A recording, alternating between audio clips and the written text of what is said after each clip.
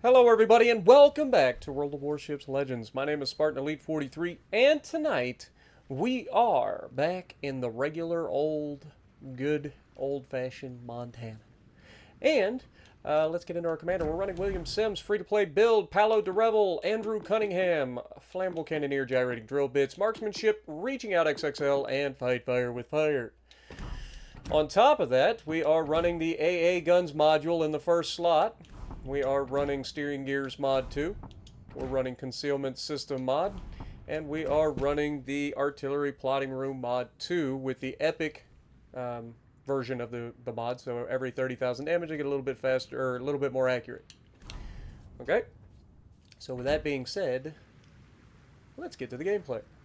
Oh, by the way, if you guys are having issues with your Montana, like if you're not able to hear your ship because you have the Halloween camo on, just swap your Halloween camo off for now. It's broken. Your game audio for the Montana doesn't show up when the skin's on for some reason. So just as a heads up, you can swap it and get your sounds back. Alrighty, so we're gonna be on Sea of Fortune, and boy howdy did I have some games tonight. Some interesting games for all the wrong reasons. But, yeah, maybe I'll show some of those. If you guys want to see some of those not so great games, let me know down in the comments below, and maybe we'll share them. But we also had some good ones. We had some good matches, and I'll probably showcase some of those, including a couple of matches in the Yamato. Maybe do a little double feature action for you guys. Some interesting stuff there. But, boy, is this one going to be an interesting for all of the wrong reasons. Don't get me wrong, this is going to be a fun match, but it's going to be a match that had no business being as crappy as it ended up. Seriously, you guys are going to want to stick around for this one, because this one started off so unusual, and it ended just as unusually. This lobby, like, you ever get into those lobbies where it just feels like everybody's got a death wish? Okay. Now imagine everybody's got a death wish, but they all seem to be doing the right thing at the right time to kind of screw you over in particular, but nobody else. Alright, that's this in a nutshell. That's what's about to happen here. Okay? Now, I'm not hating on anybody in this match, so don't get it twisted. This is just us having a little laugh at everybody's expense, because this lobby was full of it. Both sides, just utter chaos is about to ensue. For, again, all the wrong reasons. So, right off the bat, I'm headed over to the right. We're on Sea of Fortune. We've got a Ray Publique spotted. Our destroyer's doing a couple of good things. We got two destroyers in position. They can both spot. You know I don't care about having two destroyers on top of one another. But, turns out that we get to go ahead and take a shot at this Ray Publique. He starts to make the turn, and I'm assuming he's going to continue that turn because most people do. But he, to his credit, decides, nope, I'm going to stay angled, and gets away with it. Because, I expected the turn. He just stopped turning, which is a smart move, but I just didn't expect it. You know, I always assume that most people around me are just made of meatballs. Speaking of meatballs, hello, defense! How's it going? Yeah, I'm not going to pass that opportunity up. Let me just see if I can't get him now. I take a shot over the island, not spotted. Watch what this man does next. He just sails straight into these. Boop. And we get robbed. 4,800 damage. And then the Velos. What is the Velos thinking in this situation? He just charges straight out into the open. We got a radar cruiser right there in the Alaska. We got two destroyers there, and yet he gets away with it. He just sits there and gets away with it. Look how long this guy's spotted. And then as soon as I shoot at the defense, he just randomly turns. You can't make that up. If he just doesn't do that, he's probably dead. But no, he just, fortunately for him, decided to turn in at that exact moment. The moment I just choose to fire. If he waited any longer, he'd be a dead man. Potentially. But he shoots, of course, in true Spartan fashion. I'll probably leave him with just enough to get away. Foreshadowing, maybe. But we take a shot over the island this time. Defense is basically broadside. And, again, dude gets real lucky. Blind shot was hoping for a little bit more out of that shot, not gonna lie. Hits us with a few shells of HE. Again, I don't know why everybody in the defense seems to want to shoot HE all the time. Like, I know it's British, but you have some of the best 14-inch guns in the game. And they are fantastic. Oh my god, speaking of best guns, good lord, look at that grouping. Thank god I'm angled. But did you see that grouping from that Republic? That was one turret. Man, had all 4 shells touching one another. I haven't seen shells that close since they were going to a cousin's wedding. Never mind. That's a joke.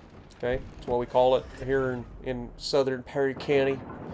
But anyway, Republic is begging for it. Dude's over angled. We're going to aim a little higher this time. Expected him to go forward. He does go forward a little bit. We slap the ever-living out of him. Finally getting a little bit of damage on the board. Like, I was like, good lord, these people, I don't know what to do right now. Every single time I think that I'm about to catch somebody, they do something stupid, which completely throws off my aim and then makes me look stupid. And it's completely accidental because they haven't done anything that showcases that they have the ability to think and breathe at the same time. I mean, they're over-angled, they're beached, they're sitting there. I've asked for my destroyer to come out and help, and my destroyer is coming out and help, and then this guy goes forward right as my shells get to him. So they do nothing. Shatter or bounce 7 rounds off that man's butt cheek. Like, what are the odds of that? If he just sits there a half a second longer, that would have been another slap. But no. Nope, he gets going forward and steepens the angle and then gets slapped. And then what's he do? This is why I say that he's not doing anything that's smart. He just gets lucky. He accidentally fumbles into greatness. And this time, not so much. Front guns go out and slap the out of this man for being broadside at less than 10 kilometers. And then, of course, I try to get the rear guns. Unfortunately, he's just sailing behind the island, which is fine, because that's putting him right in position to be yeeted by everybody that's on my side. I got a Colbert back there. I got the Alaska. Got a Shimakaze at Charlie, and I still have the ability of my destroyer out here on this flank. Now, this destroyer, I got to give praise where praise is due, and then I'm going to tell you some bad things about him later. All right? Again, not hating players, simply pointing out things that happen in the moment to kind of like set up why things end the way they do. Because a lot of players don't have the ability to recognize these things. So I like to point it out for everybody to get a better understanding of what's going on and why games end the way they do. But here, I thought I was going to get a shot at this Montana over the island, and Shimakaze says, go f yourself, Montana. Man just presses delete. 15 torpedoes sent down range, and I think every single one of them found their mark, except maybe those last 2. But that Montana got sent back to port. He did not pass go, did not collect $200, and speaking of which, you have lived long enough, sir. You get nothing. Good day. And that's when the Velos comes out and gets spotted. We're going to go ahead and put the front guns out on him. And he's sailing in a straight line as well. But he does slow down at the last possible second, which means we only get 1 shell to hit him. The defense torpedoes are here. And watch what this guy does again. This destroyer has played fantastic up to this point. Put himself in good positions to counter both the enemy destroyer initially, capture the base, but has also been over here to help me when I needed it. Like, these are things that don't get help a lot, right? And because this guy is actively about to do his job, I'm already, look at me, I'm full bore, turning, ready to fire the guns. I know he's there, and sure enough, like, I was aimed directly at that man before he ever got spotted, and before my destroyer can even fire his guns, that enemy destroyer is dead. That is why having a partner, having somebody who understands what's going on around you is so important. Now, up to this point, you're probably looking at the game going, what on earth are you talking about, Spartan? This is about a textbook, a game as you could ask for. Yeah, it's been a little bit of funkiness, but it's like cheese, you know? You need a little bit of funk. Not a lot. Some people like a lot of funk. I'm not one of them. But this, I mean, Yoshino has no idea this is coming, so you can't really blame him for this one. Boop. Earned it. Totally.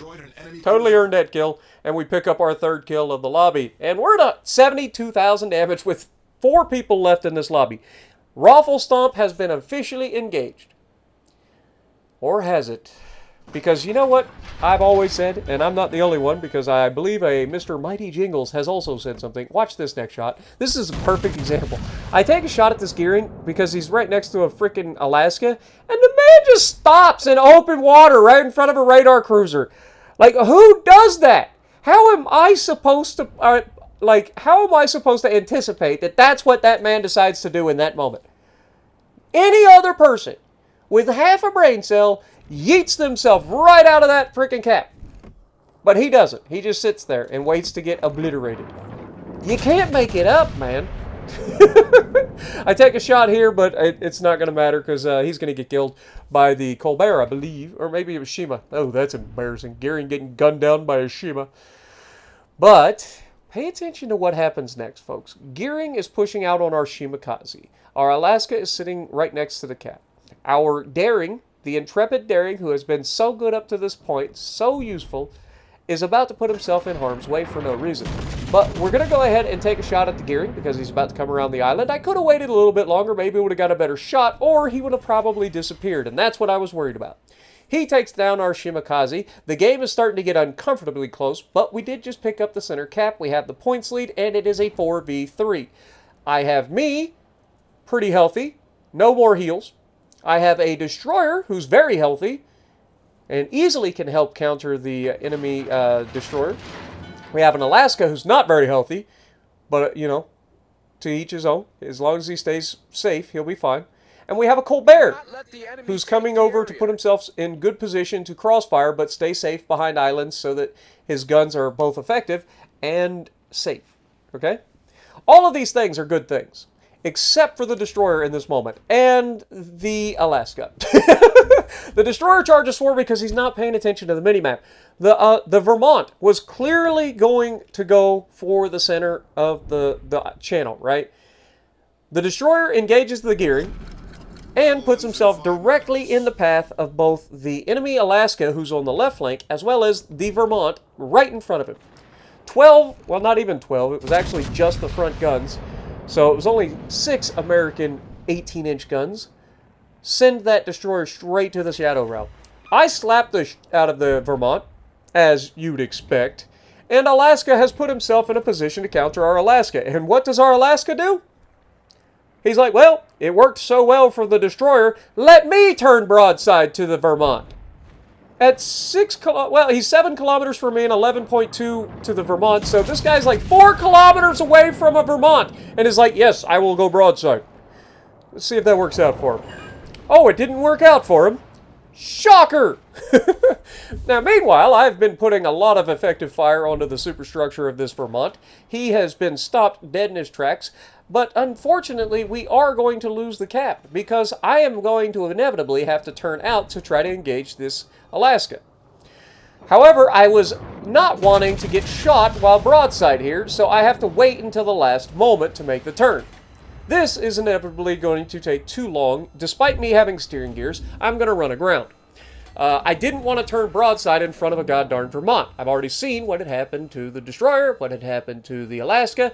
Last thing I want to do is pull out broadside in front of it.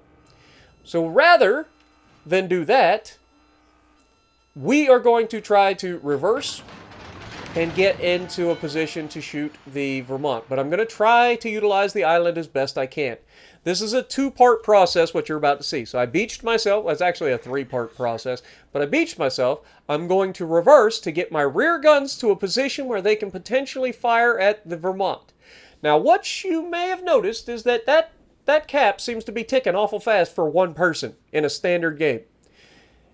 And if you thought that the enemy Alaska was in the cap, you are correct, because he just sonared us through the island. Alaska does not have a long-range sonar, meaning he is directly on the other side of this island from me, and now I am, what the f is this Vermont looking at? And we fire the front guns into the mountain there. Nothing I can do about that, unfortunately. The way this game programmed, I can't fire the rear guns only in that scenario. So I have to fire the front guns into the island, fire the rear guns, and then try to get out of there before he sends me to the Shadow Realm. And we successfully do that with maybe 1 penetration and a couple of overpens. Now, here is phase 3 of this engagement. I didn't manage to stop them from capping the base. We still have the points lead, so as long as we're not stupid here, we should be fine. We just got to be smart. Our Colbert is doing Colbert things. He is burning things to the ground. So I simply need to rotate my guns to the other side of the ship, and I start to kite away here. This does a couple of things. A, it helps me get all of my guns to bear. B, it keeps me safe so that I can maintain angle against this Vermont. And C, it also puts me in position to attack the Alaska, which is going to be necessary in order to win this match. And so we take a shot with the rear guns over the island on the Vermont, slap his superstructure, and we're going to go ahead and punch him with the superstructure, or punch his superstructure again with the front guns. And that leaves him with just enough for the Colbert to finish burning down. And then, as if on cue, the Alaska decides in this moment that he is going to lose the fight, so he is going to just YOLO straight out and do exactly what everybody else in the entire lobby has done in the last 5 minutes of this match, which is just go broadside at the first opportunity. And so here we are. Broadside as ever, and yeet! You do not pass go, you do not collect $200, and for once, I did not leave him with just enough to get away. But I hope you guys enjoyed. This was a fun match despite all the craziness. 170,000, not the most damage in the world, but almost 3K base. Colbert coming in clutch with 2,800 base XP, doing everything in his power to make sure that we win that. And Alaska played well until the very end, and then so did the friendly Daring. He played really well right up until the very end when he made his critical error that could have cost us the match. Fortunately, it didn't. So let me know what you guys think down in the comments below, and if you like what I'm doing, punch the like button, leave a comment below, subscribe to the channel if you haven't already, and as always, I will see you in the next video.